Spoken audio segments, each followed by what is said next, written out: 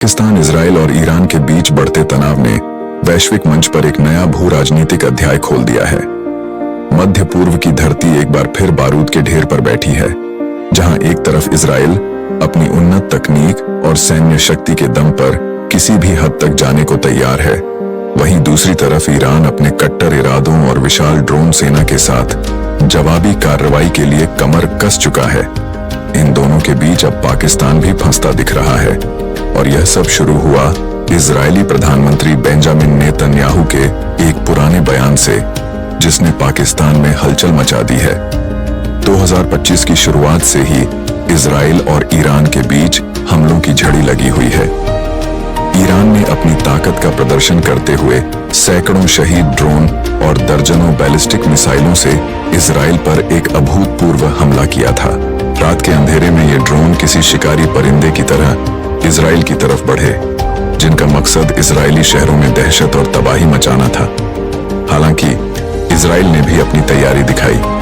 उसके पास दुनिया का सबसे उन्नत एयर डिफेंस सिस्टम है, जिसमें आयरन डोम, डेविड्स स्लिंग और एरो जैसी प्रणालियां शामिल हैं। इस सुरक्षा कवच ने ईरान के 99% से ज्यादा ड्रोन और मिसाइलों को आसमान में ही ध्वस्त कर दिया।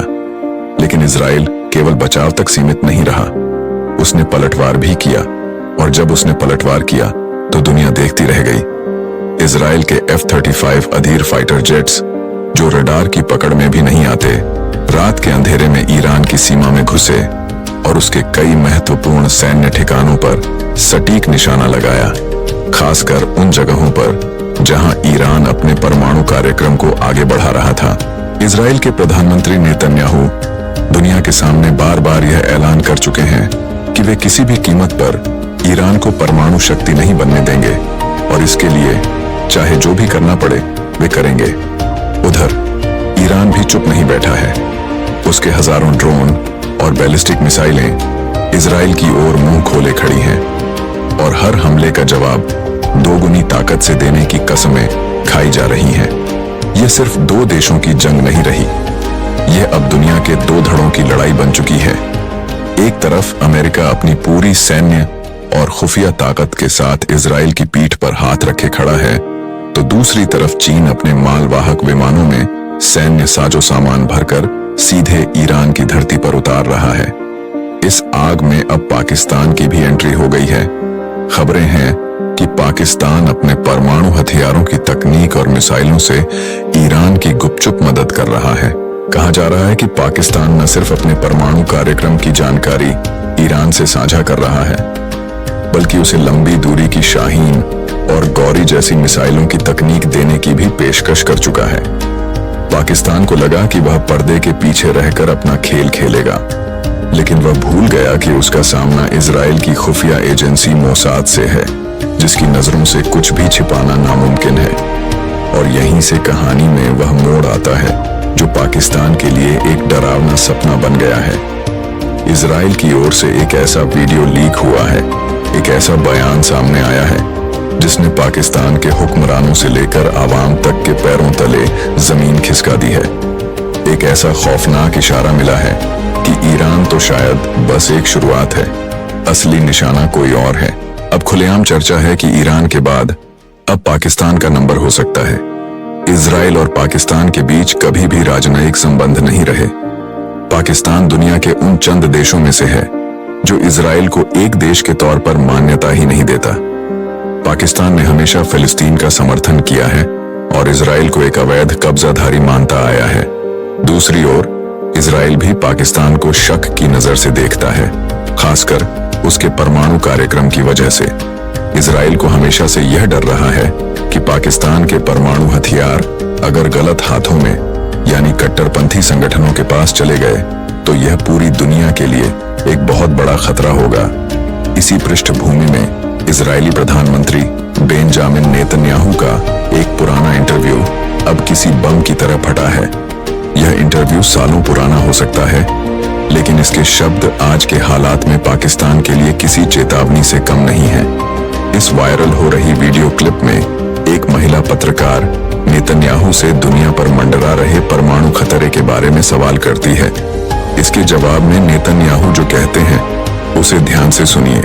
हम नहीं चाहते कि कट्टरपंथी विचारधारा वाले देशों के हाथों में परमाणु हथियार हों। यह न सिर्फ इजराइल बल्कि पूरी दुनिया के लिए एक असहनीय खतरा है। इस सूची में एक नाम तो ईरान का है, जो पागलों की तरह परमाणु बम बनाने की कोशिश कर रहा है, और दूसरा नाम है पाकिस्तान, जिसके पास पहले से ही परमाणु हथियार मौजूद है। उन्होंने साफ साफ बिना किसी लाग लपेट के कहा, हम नहीं चाहते कि इन देशों के पास परमाणु हथियार हों। अब आप इस बयान को आज के परिप्रेक्ष्य में रखकर देखिए। इजराइल आज क्या कर रहा है?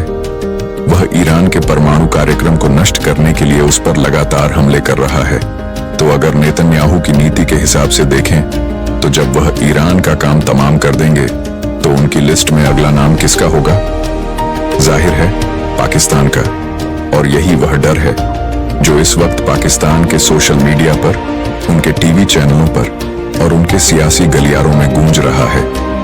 लोग एक दूसरे से पूछ रहे हैं कि क्या हमारी सरकार ने ईरान का साथ देकर अपने ही पैरों पर कुल्हाड़ी मार ली है?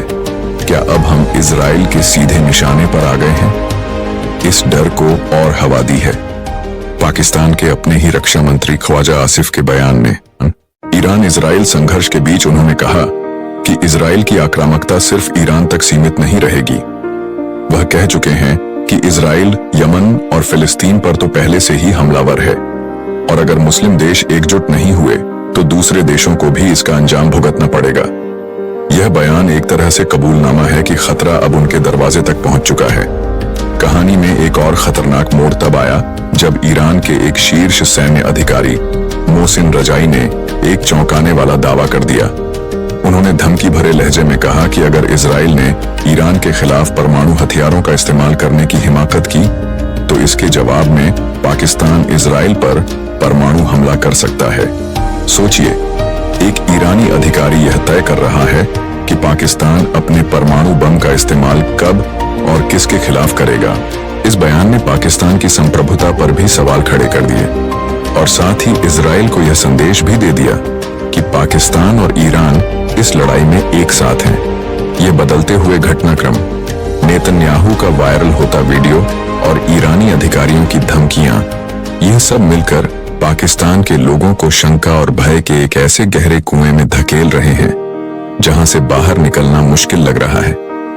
पाकिस्तान आज इतिहास के एक ऐसे दौराहे पर खड़ा है जहां से एक रास्ता तबाही की ओर जाता है और दूसरा शायद उससे भी बदतर अंजाम की ओर। अगर वह ईरान का साथ देते हैं तो इजराइल और अमेरिका का निशाना बनते हैं। अगर वह पीछे हटते हैं तो ईरान और कट्टरपंथी ताकतें उन्हें अपना दुश्मन मान लेंगी। पाकिस्तान की आंतरिक स्थिरता भी दांव पर है, क्योंकि किसी भी बाहरी संघर्ष से देश के अंदरूनी हालात और बिगड़ सकते हैं। अर्थव्यवस्था पहले से ही नाजुक है और ऐसे में किसी भी सैन्य टकराव का खामियाजा उसे बुरी तरह भुगतना पड़ सकता है। इस पूरे भू राजनीतिक भूचाल के बीच भारत की भूमिका अत्यंत महत्वपूर्ण हो जाती है।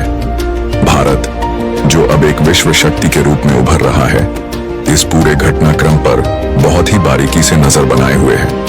नई दिल्ली के लिए यह स्थिति एक साथ कई चुनौतियां और अवसर लेकर आई है। एक तरफ ईरान भारत का पुराना दोस्त और ऊर्जा का एक महत्वपूर्ण स्रोत रहा है, वहीं दूसरी ओर इजराइल आज भारत का सबसे भरोसेमंद रणनीतिक और रक्षा साझेदार है। भारत ने हमेशा से एक संतुलित विदेश नीति का पालन किया है, लेकिन अब जब दुनिया दो खेमों में बंट रही है तो यह संतुलन साधना और भी मुश्किल होता जा रहा है। भारत के लिए सबसे बड़ी चिंता का विषय है पाकिस्तान का परमाणु जखीरा।